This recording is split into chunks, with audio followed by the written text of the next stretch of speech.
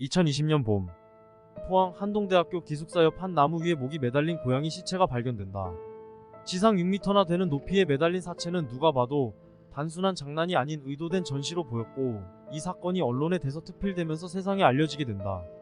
고양이 살해범은 기괴하고 혐오스러운 풍경을 연출하며 충격적인 상황을 학교 내에 만들었고, 경찰에 신고도 했지만 그 어디에도 범인에 대한 단서는 없었고, 사건은 미궁에 빠지게 된다.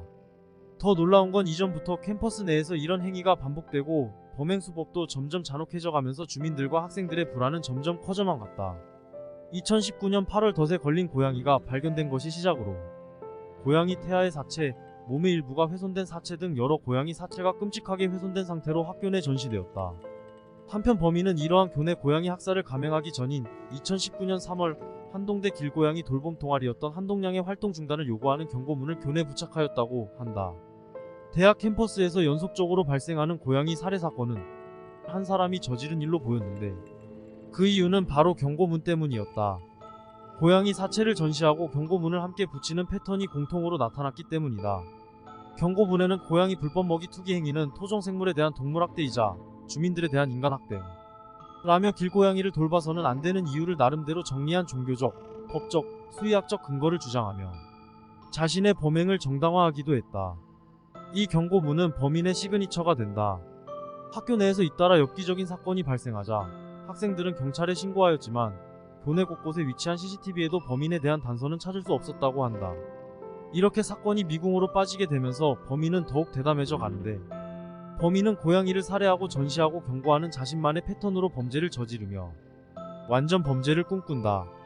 그의 범죄가 계속되면서 사람들과 언론의 관심이 높아졌고, 경찰의 수사도 점점 조여오자 범인은 연쇄살인을 멈추고 돌연 자취를 감춰버린다. 이로 인해 사람들은 범인이 군에 입대했거나 다른 범죄로 교도소 수감된 것이 아니냐는 의견도 있었다고 한다. 그렇게 사건이 잊혀져 갈 즈음 2021년 12월부터 다시 범행을 시작한다.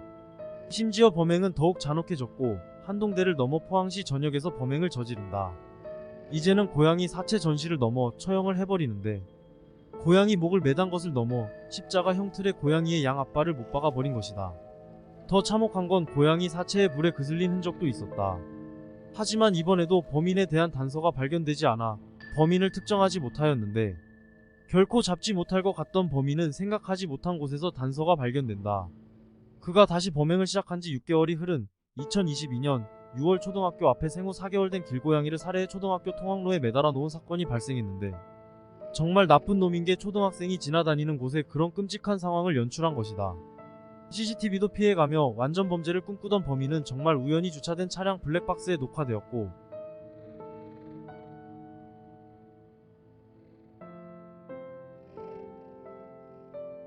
경찰이 이를 토대로 탐문 잠복 수사한 결과 8일 만에 범인을 발견하고 긴급 체포한다.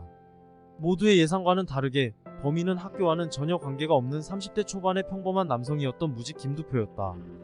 검거 당시 김두표에게서 각종 범행 도구와 경찰의 수사를 피하는 방법까지 적힌 데스노트가 발견되었지만 범인은 계속 침묵을 지켰다고 한다.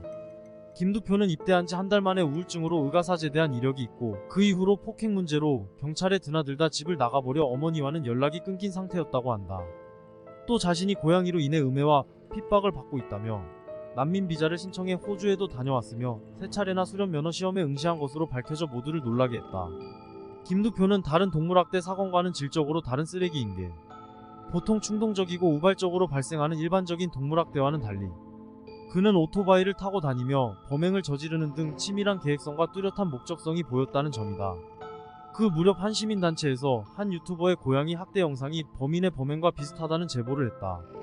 해당 유튜버 채널은 대대적인 언론 보도로 인해 범행이 잠잠했던 2020년 12월 30일 개설되었고, 범인의 시그니처 범죄 행동인 경고문을 부착하는 행위와 똑같이 경고문을 유튜버 채널에 그대로 사용하였는데, 조사한 결과 범인 김두표가 개설한 채널로 밝혀졌다.